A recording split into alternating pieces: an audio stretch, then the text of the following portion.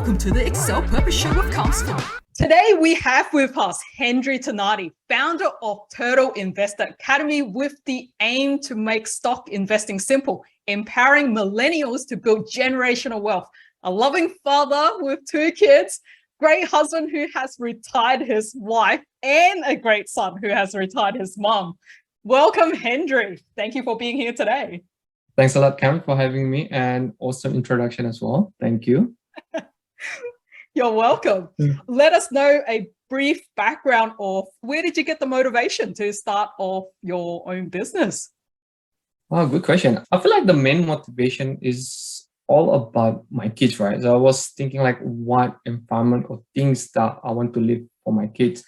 And I think there's a lot of questions that I ask myself before I start a business, like what happens if I'm gone, right? Do I just leave the wealth for them or do I just leave the money?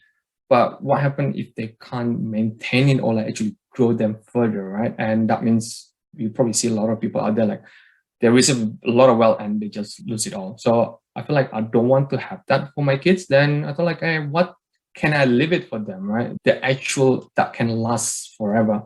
I thought like I have a knowledge, I built certain knowledge that I'll be able to build my wealth through stock investing.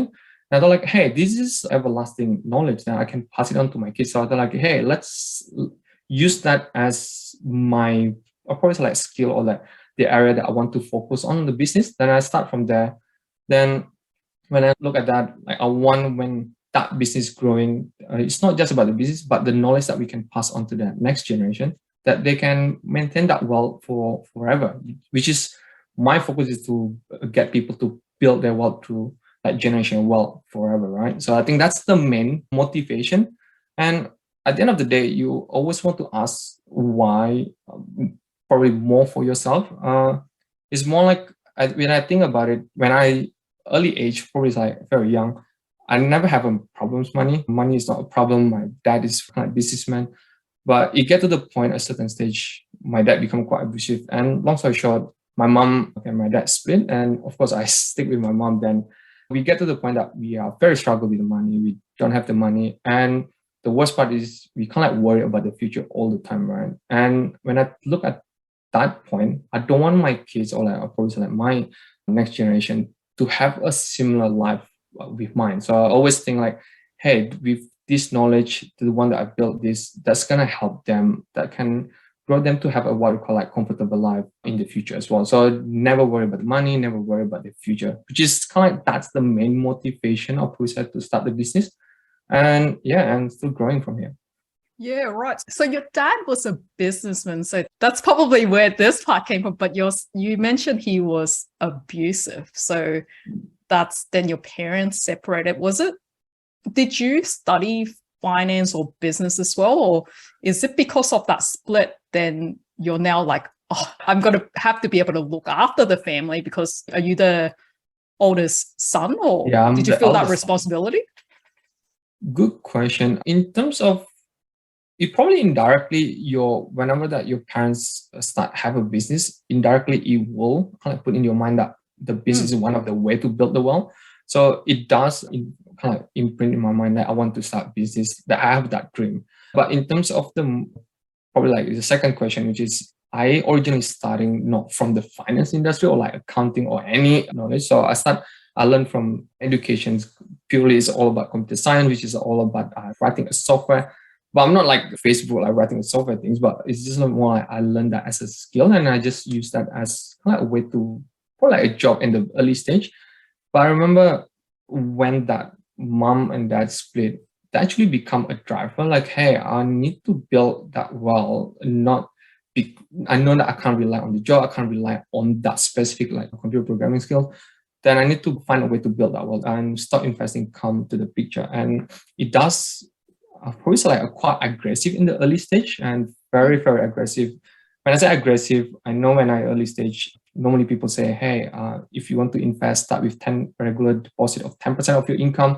I literally do that. I literally follow whatever that book telling me, like, like Richest Man in Babylon or many, many books out there.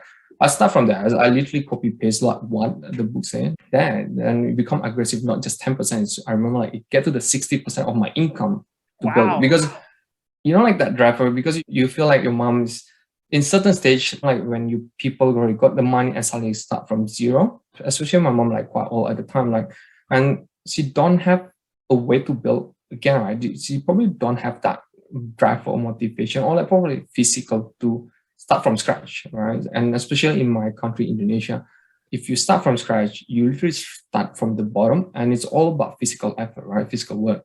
And my mom couldn't do that. I thought like, I really want to make her happy. I know like all her struggle. So it's become like one of the motivational driver, like, hey, I need to get there. I need to build that.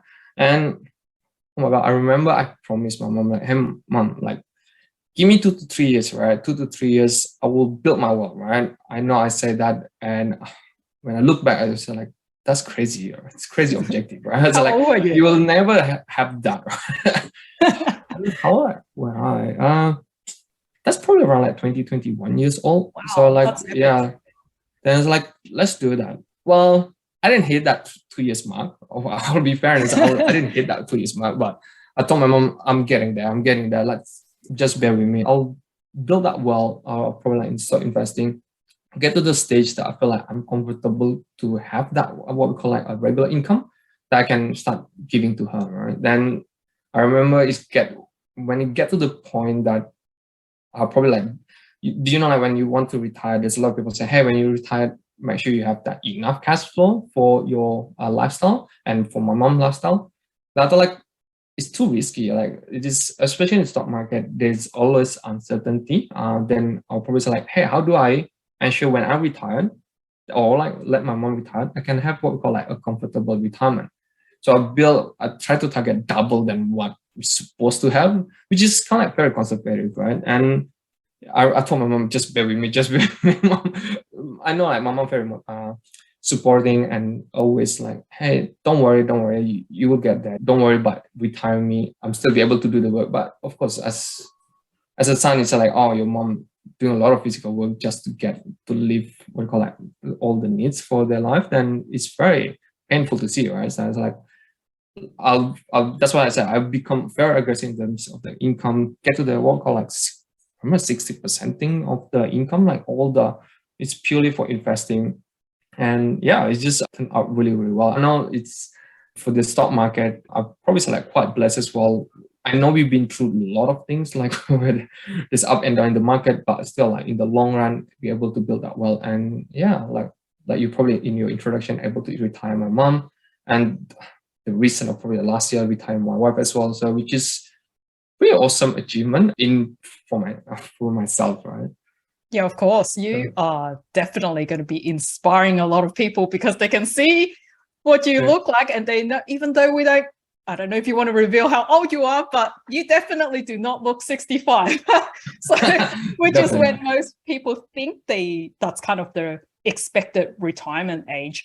And right. I'm totally on board with what you do, because you know that I only work with people that I find very authentic, right? So I love your share in terms of you made a decision when you were 20 something. Sure, you wanted to make that happen in 2 years, but it wasn't about that. It was making a decision at that time that you were going to make it happen. And so when you kicked off that, the other thing I really love about your story, Hendry, is that it makes it possible for the others, because you didn't come from that financial background. I think sometimes when I talk to people, they'll look at me and go, well, you're an accountant. Like, of course, you kind of got that finance side like down pat. But it's like, well, not necessarily the case. Like, there's a lot of people that are accountants and you don't see them escaping that rat race, or you don't see them have that financial freedom either. But then you're like, well, didn't even come from that background. And then you just went, okay, it's a knowledge you can learn. You learn a bunch of it in the books that you read, implemented the skills. Like at this point, you wouldn't even know really whether this thing works or not work, but it's like, hey, I trust this author, I trust this strategy. Let's just try it first and see how it goes. And it's obviously worked. Then did you, from there, like meshing up different knowledge that you have gained over a period of time, did you come up with your own strategy? Like, how did that come about in terms of building that for yourself? Very good question on that one. I'll probably say like, depend on when you start as well. I remember like, 15 years ago, you don't have that a lot of information in YouTube or a bunch Yeah. of other stuff. And I remember the only way to get that knowledge is through the book, right? Yes. And it's just lucky that I was a student in the university. I was like, I can go to university and borrow the book. And at the time, I probably said like I don't have money to buy the book. I probably like struggle Yeah. to buy. I was like, okay, so let's get that free knowledge, right? So I get that from the book, and of course, you do a lot of research on who the best investor in the world, that kind of stuff. Mm. Then you get to point out, like a few key people, like probably Warren Buffett, Peter Lynch. So there's two people that I probably say I follow their principle and I learn what they do. So they do have a few books on that. And I remember there's one book I really followed the dot, which is from the Peter Lynch, right? The one up on Wall Street. So I really align with that. What he's saying is about a lot of people investing, they always make it complex, right? They always think like investing, especially in the finance, accounting, they always make it complex, all about numbers and those a lot of bunch of other stuff. What he says, if you want to be good in the investing, it's all about you need to understand what the business is doing, right? You just keep it simple. As long as you understand what they're doing and they're actually solving a problem, right? They're actually solving the world problem, then they're gonna grow forever, right? And as long as they keep innovating. And I feel like, oh, that's interesting. I thought like in the beginning when I read the book, I probably wouldn't have that knowledge. How do I understand the business, right? Without reading number and a bunch of other stuff. I thought like, yeah, I'll follow what you're doing. I know you're doing really well, then I'll follow what the book says, right? And you get to the point that, yeah, it's doing better, but I feel like, oh my God, like it's quite slow. Not, you probably know, I promised mom, I'm going to do it in 2-3 years. Like you're probably not going to able to do it, right? And I was like, I need to make it fast. Then I thought like aggressive with regular deposits from the income will help me. It does help. But it's like, I want to be faster, but I don't want to gamble my way through like crazy stuff. I know I learned a lot of things with people that do day trading. There's trading, there's a bunch of other stuff, right? Which is I've never heard part of the journey of learning, right? Part of the journey of learning. And so like, that's not for me. That's not for me because that's not the life I want to be when I'm retired, right? Then it's like, okay, so it's just a coincidence. I listened one of the video of the hedge fund manager, one of the video, right? I really resonate with him. I thought like, maybe I just reach out to him. Who knows, right? So hedge fund manager is like, he's retired. So like, who knows? I just reach out and say, hey, I want you to mentor me. I want to learn. I will do things every day, like to actually learning, right? I thought at the time to learn that you need to do it every day. And it's just coincident that the hedge fund manager guy called Brett McFadden, he's pretty nice. He's like, yeah, he told me you don't need to do it every day. I was like, oh, this is very weird. Like investing, you don't need to do it every day. It's like, okay, so what do I need to do? And just give me a few hints. Like just pick the company, invest in the company that doing well, and just let the company doing their own thing, right? And your focus is just focusing on managing your money, how to get the best value from your money. It's like, that's very weird. I'll probably say like very weird advice. Yeah, I remember like I told him like, what do I need to do to learn from you? And he just coincidentally like, hey, I can do kind of like mentoring. At the time, there's no such a coaching. Probably 15 years ago, there's no coaching or stuff, that kind of stuff. It's like, I can mentor you. It's like, oh sweet, like what do I need to do? When you heard like a big name people out there like hedge fund managers, like, oh, this is crazy, right? You want to mentor me? All us, as I remember, I do extra work just to be able to pay him. Like, hey, just teach me, right? I learned that, and you get to the point that you learn a lot of from the book and you learn a lot of from his experience. Then you come up with the things that are probably sound like you mix it together. You come up with things that you feel like it's gonna works well for your lifestyle in the future, which is my focus is I want to be able to spend time with family. As you know, like since I got 2 kids, I spend a lot of time with my kids. But the system, the process that I built is all already have that long-term vision. Like when I have kids, I want to be able to live everything and I still be able to grow that well. So then you come up with the system, you discuss with the mentor, and you get to the point like, hey, this is gonna work, right? So we built that. It does skyrocket my portfolio, it does skyrocket my wealth. Then that's when I said like, I retire my mom, I retire my wife. Then it does open up a lot of opportunity. You probably know, like once you grow a certain stage, you say like, you can't rely on this all the time, but you want to what we call like reduce the risk, right? You diversify to different assets. So we always have this, especially for immigrants that come to Australia, they always have this dream to own a property. So we managed to buy the first property, and we use that a lot of that profit from stock market to do other things like buy a business, invest in different things. So it does open up a lot of opportunities. So, and it helps me to meet a lot of like cool people as well, right? So there's a lot of people that has retired that you probably wouldn't know the name, but they are retired because they say, hey, they built that wealth. So like, oh my God, how do you build that wealth? Like some people own the yacht, some people own $1 million properties. I'm like, holy shit, like you just like met different. I'll probably say like the bigger your network, somehow when you network with certain people, it does help you open up I'll probably say like a lot of opportunity as well. So it does. I'll probably say like when stock market things, I'll probably say we come up with a system where we can actually make the stock investing simple, so people don't spend a lot of time, and I'll probably say like we can repeat the result to all the people as well. So that's my main focus. I'll be able to repeat that. My first intention to allow my wife and my kids to repeat the same result, right? Then when I'm gone, they'll be able to continue grow that well. And since then, it's not just for my family, it's just open up to the public as well, have the few students, few clients to get certain stage as well. Yeah, that's awesome. There's a few things I really love there. Number one is, well, you found a mentor to help you out with that. It's like, that's always been the thing. It's like, no matter what, right? Investing something else.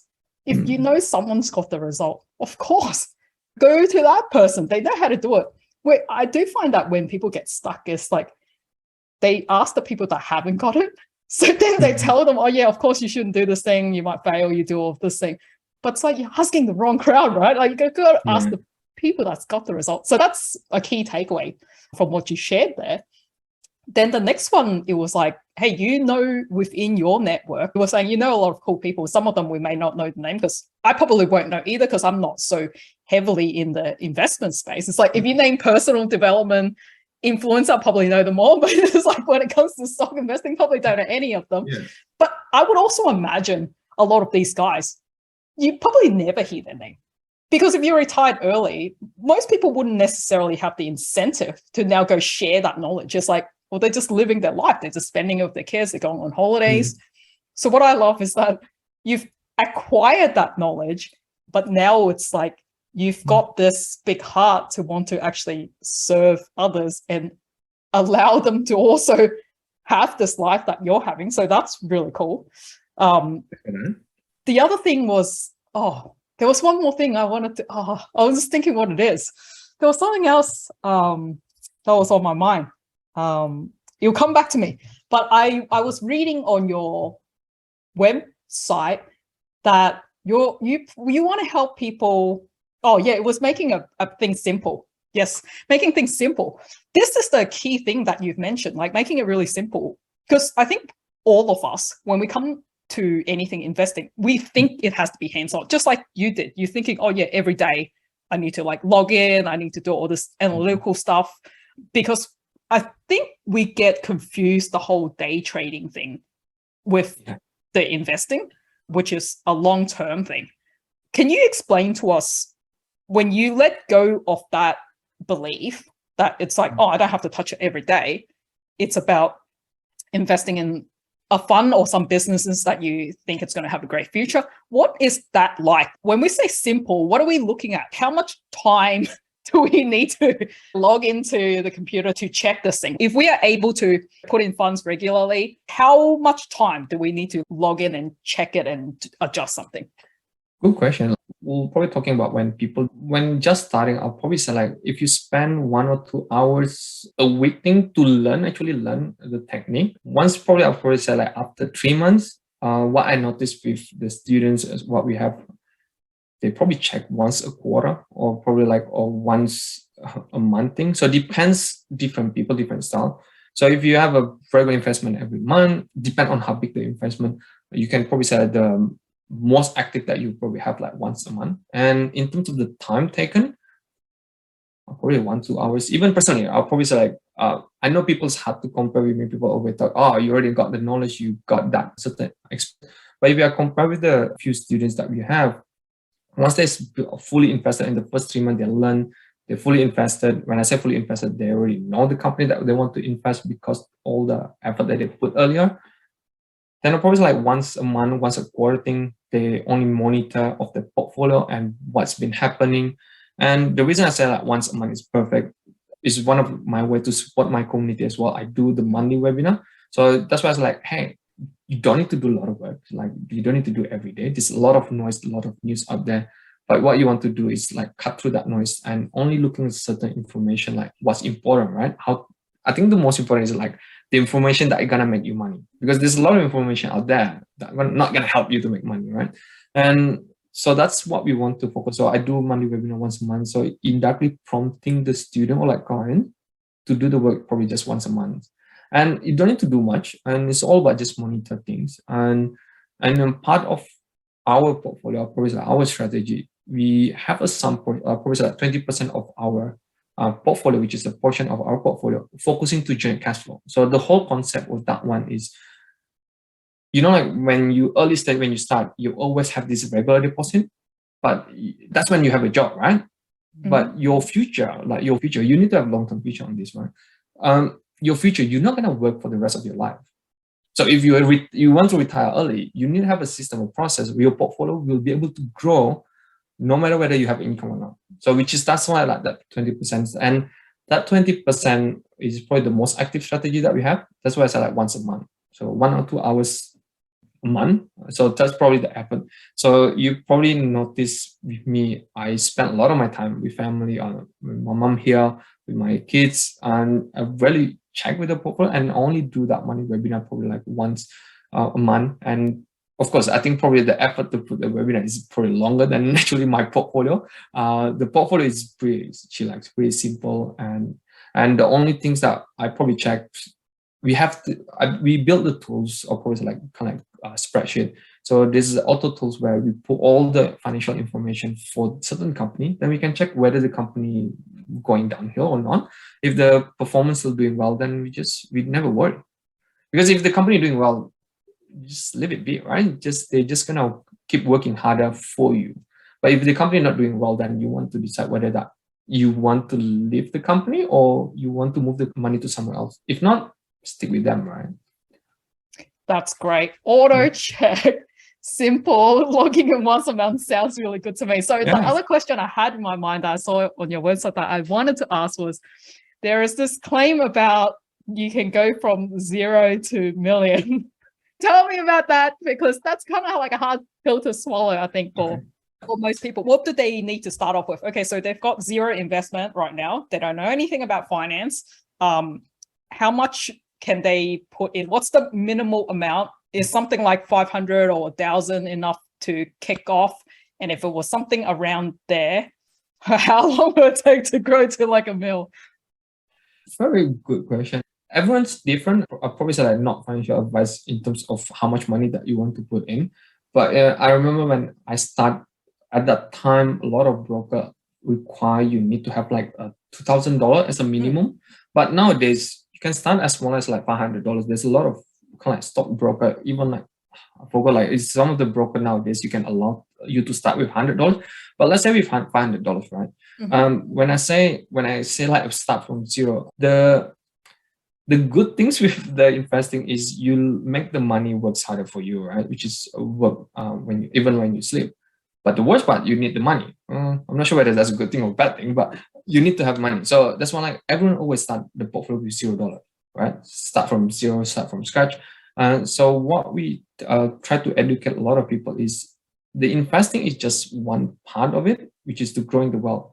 But the biggest part is all about managing your money. So a lot of people, early stage they're always focusing on the pleasure, right? They got salary increase, the spending is just become bigger and bigger. But the investing part becomes smaller and smaller. So this is what I noticed with a lot of people out there. So what we teach, like, hey, you need to have what we call a money management system. You have a certain portion you always like for investing. So let's say you start from $0. I assume you have a job or like you have an income, whether from business or from something else. Then a small portion, right? Let's say start 5% or 10% of your income and put into that investment. Let's say, what's the minimum income from people? Let's say 300, let's say 3 grand, right? 10%, $300. You can start $300 just regular deposit, right? When early stage, it probably doesn't look much, but it's going to grow slowly, right? But I think that's the compounding kick in. So the early stage looks small, but in the long run, it's going to look a lot bigger. So what I actually personally do, I start, probably like my early story, I start with that 10%. Then I remember that I grow quite aggressive into like 60% things. That's before I got married and the stuff. But once you got family, married and got family, that's probably, you wouldn't be able to do it. But when early stage, that's why I want people to start young, because you don't have burden or like pressure. Then start aggressive, right? 60%. Let's say you'll be able to put $2,000, $3,000. So that will make a huge difference. I know like 300 and 3,000 is 10 times, but that's one of the biggest difference. And the other things that's the most important is all about reinvesting the money, right? How long will it take me? Probably like 4.5 or 5 years mark that we reach to that. We probably consider ourselves a millionaire. You get to that certain stage, like, hey, we reach a million. And I think the most important is not just that million. You probably heard me earlier. To be able to retire peacefully, you need to be able to generate what we call a cash flow. So you need to have what we call a passive income cash flow that to pay all for your living expenses. So the million is good number, like, because a lot of people have this perception, hey, I need to have $1 million to be able to retire, right? But sometimes you don't need to. It depends on your living expenses. So for people that, like for my mom, right, living in Indonesia, the living expenses is probably like 3 times cheaper or 4 times cheaper than us in Australia. But if you're people in Australia, for my wife, it took a little bit longer for us to retire her, right? So for my mom, it's earlier because like living expenses not much, then bang. But for $0 to $1 million, I'll probably say the aggressive you are earlier, then you're probably gonna get that goal a lot faster. And I'll probably say you need to create a goal, right? If you put the time frame of, let's say, 5 years, then you need to stick to it, right? Just be aggressive early stage. And if you reach earlier, then if the Mr. Market doing really well for you, then you don't stop it, right? I think a lot of people that when reach million, they just stop it. But they just need to understand all about cash flow to be able to supply your what we call like financial freedom. I love that. That's so fantastic. It does resonate with my life as well. When I think about it, people haven't invested in anything because they're scared. But it's like when I was in my 20s, I probably went through a similar kind of decision-making point, which is like, no, well, I need to take a risk of something to stepping out. It's a calculated risk. So yours was on investing stock. Mine was on investing property. And I did the same thing as you, actually. So I was like going to buy books. And I still have this book, actually. This book, it's like my first investment property book. But did I want to spend $20 or whatever initially to buy that book? Well, not really. I could have bought comics instead, right? Like maybe like 3 or 4 Simpson comics instead of that. But I was like, okay, well, I'll read that. I don't even know that author. But I read it and her story. I'm like, well, it makes sense if I purchase one property first. And then this can, well, if I have the money, it can roll over. I don't really know if it works. Just like you wouldn't necessarily know how the stock thing works right at the get-go. It's like, well, this guy says, invest 10%. Sure, you follow the strategy. Same thing, follow the strategy. And then when you can make money, you go, oh, that thing does work. Then it's like, okay, well, now I just need to put more money into it. And it's like, yeah, people will be surprised when it comes to making money. It's like when you're making a 5-year, 10-year goal, that compound effect and what it builds, that's massive. Of course, I asked you a really hard question. It's like, well, how long is it going to take? Well, how long is a piece of string, right? Like, it's like there's so many things you don't know. You don't know what the market is like. You don't know what the economy is like. It's not like you don't want to give the answers. Like, you totally cannot predict what is happening in the future. I just asked you a curly because I wanted to see what you would say. That's why I share like how I did it. Doesn't mean like that will happen in the future. Like, but of course, like we always prepare ourselves how to have. I probably say like the knowledge is the everlasting thing. Like even like the book, right? Perfect sample, right? With the book, I don't know when the author wrote them, probably like 20, 30 years ago. That probably like that strategy, that mindset still applying to now. This doesn't matter like what year you are now, right? If we're talking about Warren Buffett, is very old, 90s, and Charlie Munger is very old as well. And if we're asking like his investing principle, when he's starting probably like 60, 70 years ago, exactly the same until now.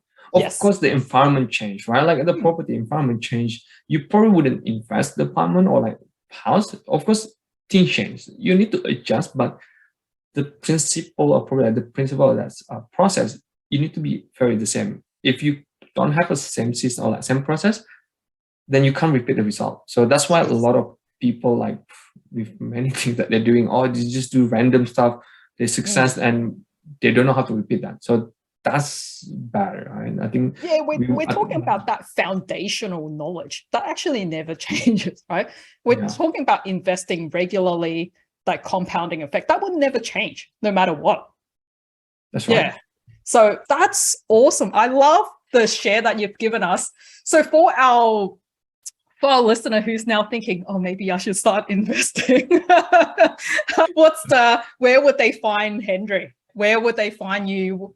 Where do you normally, are you on IG, Facebook? What's the best place to find you? I'll probably say I'm mostly in Facebook, that I post a lot of stuff in Facebook and Instagram. So the best way, definitely follow me. I love to connect with a lot of people as well. And when they connect with me, in my bio, there's a lot of free resources, like a free course, free book as well. So people can, check the link and download the book or like get into the course. So the course is basically that 20% that the cash flow thing that's what I'm using, right? To pay for all my living expenses. But of course, my portfolio get to that certain stage that I'll be able to do it. But that strategy still applies. Doesn't matter when I start small and even like enter like $1 million portfolio, you still be able to do it. So that's why I said like a few people probably have a kind of like try and see how it works and whether that if they resonate with what I'm doing, then normally people tend to have a chat or like have a call with me. So then we can go from there. That's awesome. So if people want financial freedom, what's that one key message you have for them? Start as early as possible and focus on one thing and be disciplined, right? So I feel like doing anything, discipline is the key, and have, especially with the stock investing, have the long-term vision.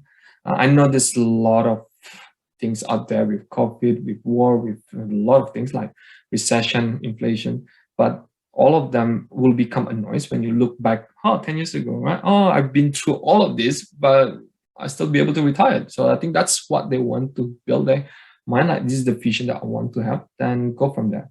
And I know it's hard. That's why like we have to support each other. I think that's most important, to have that environment to help you to go through this kind of all the noises.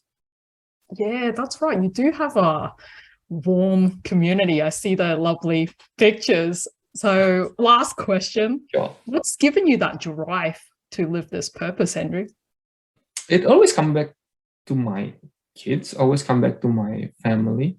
And if I look back with my life and with what I want, and people around me as well, right?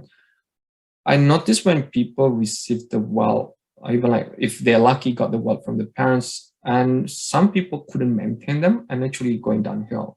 And the other side is a lot of people, like people around me, for people that millennials that probably around like 40s, they have the kids, but I noticed they're passing on the like same bad financial habit, like from what they learned from their grandparents or their parents, then passing on to the kids. So I look like, oh my God, this is like vicious cycle that will never end. The kids will be every day they still need to go to work, still just live what they need, right? It's just a pressure. You need to go to work just for their life, right?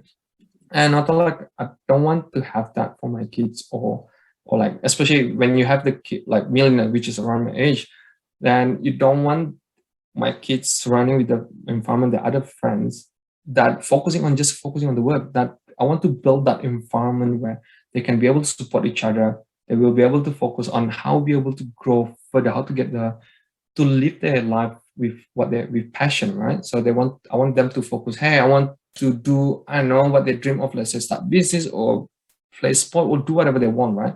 And never worry about the money. And I think that's the main focus that I want to build.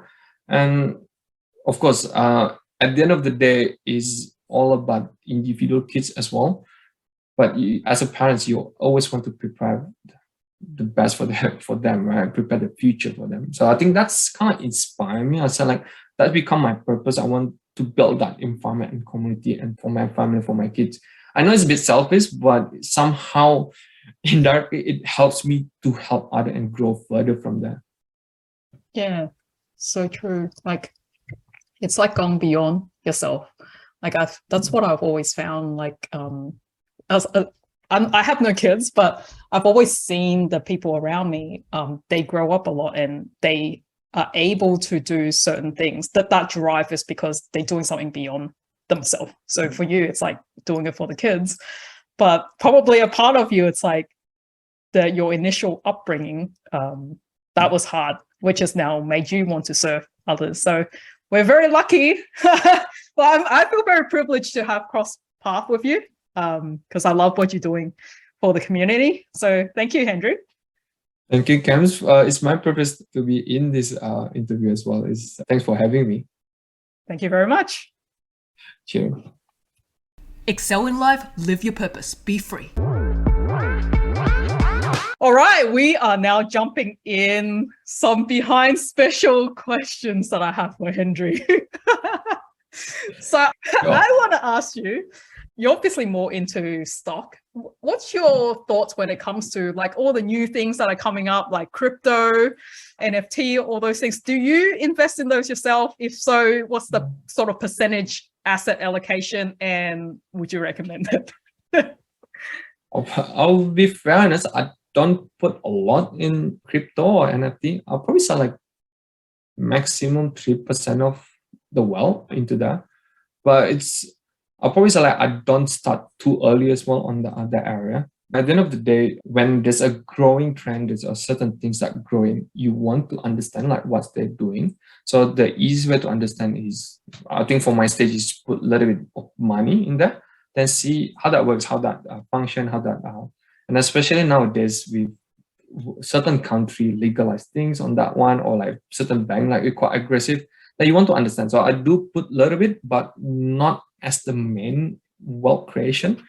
But of course, like I think it's in many things, like when you want to learn something and try something, that you spend a little bit of money on that one. So I do put that, I think maximum probably 3%. I've probably done a lot now since the whole crypto drop. But I probably like maximum 3% in the original intention. Yeah, cool. Yeah, I probably have less than that. It's not like I'm pretty risk adverse, so yeah, I have some too. But yeah, I'll probably say like start with one, then like it's just growing by itself. Then suddenly like you don't want to put more, and every time that over the allocation, you just cut down, and it just not. It's just consider like the whole thing drop. Then it does drop that below that 3%. I'm not sure how much that I have now, but I'll probably say like that's the original that I put in, probably like 3%. Yeah, cool. That's good to know. I think it's good for people to know, like someone like us, what would we sort of allocate to it? Because I think people get caught up in some of these new trends and popular things, and they put a lot of like their savings into it. And I can't even, it sometimes it really hurts me to hear some of the stories when people get burnt like that. It's like a lot of their savings, and they seem like some ad or some brochure that sounds really great, and yeah, and then they lose a lot of that. So it's the recommendation is to go for more the safer option, right? But let me poke you a bit more on that, because we're in a difficult time right now. US, don't know what's happening there. We've printed way too much money, right? You're like, you're not really doing that. Yes. So during COVID, we've like printed way too much money to try and pull ourselves out of crap, really. So we've heaps of stuff, like basically stock market, crypto, all of it's plummeted right now. Let's go back to just your stock portfolio. Have you and your community been impacted much because of that? Or is there strategies in place that's sort of being able to like sustain that? What's that like? Good question. I'll be very honest on that one. When the market drop, we do get impacted in the our wealth portfolio. In terms of, but I think the most important is we don't go bankrupt because of whatever that happened out there. I think that's the most important when you manage your portfolio, especially manage your wealth, right? And in terms of how the strategy to prevent them, I probably say like is you can't predict like when it's going down or going up, but it's all about preparing. I think the main focus for us is all about investing into a great company, the company that are doing well, and probably less impacted with this kind of condition. With, let's say, just giving example, the rising interest rate, right, or like whatever that war that happened in Russia and Ukraine, and all the news about recession, like the fear about recession. What we want to understand is that a business that less impacted with the whole thing, and even like the rising interest rate, what will impact the business. But a lot of people don't understand is rising interest rate is impacting with the company that has a lot of debt, right? When they have a lot of debt, which is common sense, the repayment, which is the loan repayment will be increasing. So that will impact those business. So we want to look in terms of the company like, hey, if that's going to happen in the future, the interest rate is going to hike, what we want to prepare with our portfolio. So it's all about preparation, right? So we do prepare. I do have a webinar on the November last year. I really, not saying predict, but preparing ourselves for this kind of situation. Hey, we are predicting the whole market will be in the negative territory or probably like in the break even. But what we want to do is like, how do we prepare that, right? How do we prepare when the rising interest rate? So we adjust the portfolio, we adjust like certain company, back to the portfolio. Do we have a company that has a lot of debt? Will this impact it a lot? Of course, we prepare them, but a certain company also got dragged down with the whole situation, right? So it got dragged down. We definitely got dragged, but there's still the focus for us, still like, hey, we have the cash position, like which is our cash. Like, how do we put that money to make more money in the future, right? Which is the long-term vision. And if you probably weren't aware, so like Warren Buffett, like a lot of top fund manager out there, last year they've been holding a lot of cash, right? They don't do much. But recently they start buying a lot of shares, right? They start buying a lot of shares, like start investing into different business. So if you look at, I know in the news, they're not going to talk about like what these top people doing, but they always focus selling what we call it the fear, right? And which is the part of the media. And if you understand what the other top people doing, which is the strong hand doing, then we can just what we call like follow them, right? And if let's say we don't have much on it, we just follow them. Hey, they start investing, we start investing as well. So that's probably say the easiest way to prepare for the better future. And in terms of like the current condition, which is the market going nowhere, we do have a strategy where it's perfect for this kind of situation when they're going sideways, which is going flat and or going up, right? So which is that position where we generate income. So in my portfolio, with the whole situation, I still be able to generate income. I still be able to withdraw them for my living expenses or even like to buy certain shares. So that's what we've been doing. So of course, like you want to focus on certain strategy more, depend on certain condition. But we do we do kind of giving the hint, like the tips to the student during the money webinar. Hey, this is what we can do. This is what we're doing. So we do prepare ourselves. So at the end of the day, it's all about preparation. Yes. Yeah, because the market, well, if we historically look at it, there's always a cycle that goes up and down anyway, right? So it is always a cycle writing those out. For our listeners that may not know what it means to invest in the long term, how many years are we talking about? So people can gauge, like, because I think when we're in at this age where we have a group of people that kind of want things instant. So I think when we say long term, they may not really understand what that is. So if people are wanting to build a strong foundation, build wealth, build generational wealth, what does long term look like for them? Cool. Generational wealth probably is more focusing on whenever that you're gone, that you'll be able to pass on that wealth and keep growing, right? Probably like leaving a legacy for the people, but that's super, super long time, right? Yeah, so it's like about building up this wealth that's going to stay. And I know like a lot of people wouldn't have that this passion to hold for that, but you want to make that exciting, which is that you want to have what we call milestone. I always encourage people to say, hey, have that 5 years, especially the portfolio. Before, if you're talking about if you're reading all the kind of book for the stock investing, people talking about 10, 20, 30 years kind of like investing. Nowadays with the whole technology, that probably, especially with all the people nowadays, the mindset is I want to something instant, everything instant. So if you sell in like 10 years, 20 years, then trust me, everyone's going to give up. So what I noticed with even like the current condition with the markets going hot, with the strategy that we're doing, of course, like every 5 years, you want to revisit your goal, right? Revisit that milestone. The 5 years, this is what I want to achieve. Then in the next 5 years, do what's the next milestone. So I'll probably say a long term for our case, 5 years is good starting point. Then trust me, once you get there, then you just keep going, and it's like, oh, this 5 years is like literally nothing. Because if you're looking at the effort that to do the work, it's not like every day to do the work. So if I'm just saying to people, if you be able to survive 9 to 5 every single day, you should be able to survive 1-2 hours a month for like 5 years, right?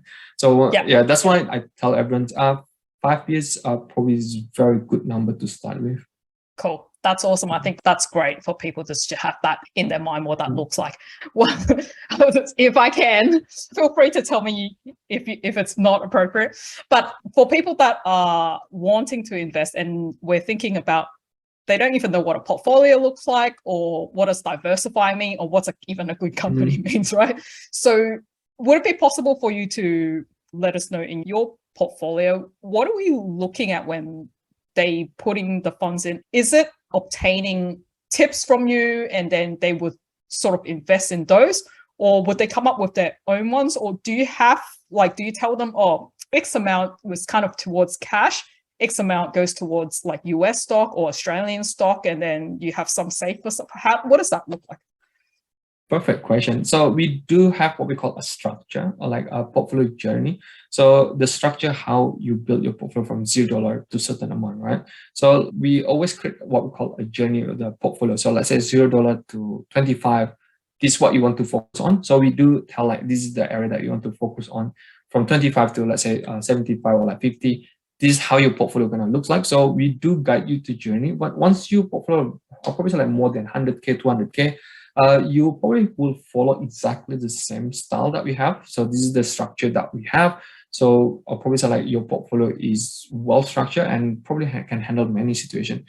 In terms of what to invest, I do personally share like what I personally invest into the group, but it's more for education. Like, hey, this is what I do. You can follow what I'm doing.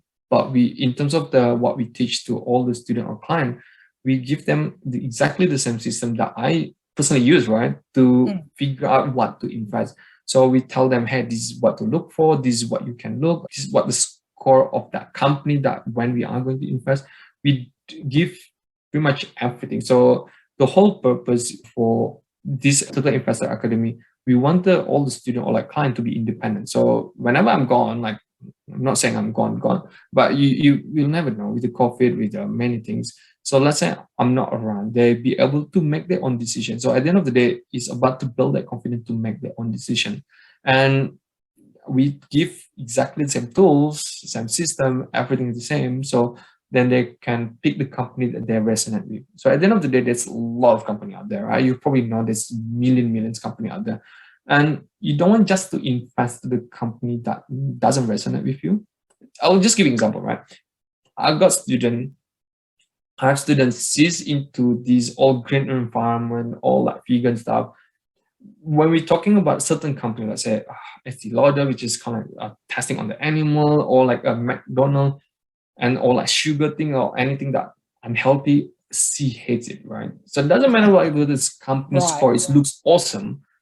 But if it doesn't resonate with you, don't own them, don't have that company. So at the end of the day, you want to be proud with what you have, right? Remember, when you invest that money to that company works for you. And if you don't like that company, why you own them in the first place, right? So that's why that's a key point. I think people don't see that. When you're investing, you're actually like a micro owner. You are a part owner when you're investing in that company. Right, yeah. Yes. So you need to be proud of what you own, right? This is you can say like, this is my business. I'm proud owner of this company. So let's say, just give an example. Let's say if you own a Facebook, then you can say like, hey, all the business people give the money to Facebook, right? And they're indirectly giving the money to you. You can think it that way. So that probably will help you, probably like motivate you to think differently. you want to think as not as the employee, as the people that working in that company. Is more like how this company be able to grow and how be able all those employees actually working for you. So it's very, I probably say like take a shift in terms of the mindset, and from just for us, like especially for people that just working as have a job, shifting that mindset from the as the employee become a part owner. So it's a bit different kind of mindset shift, but it's just a takes practice, right? So once you try that, once you build that a certain experience, that's become day-to-day thing.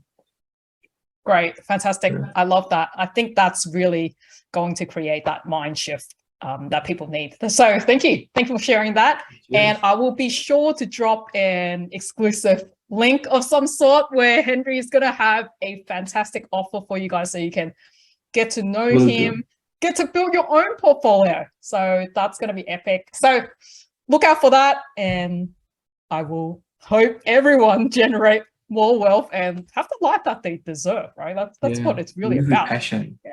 Yeah. Cool. Thank you. Thanks, Cam. Thanks for having me.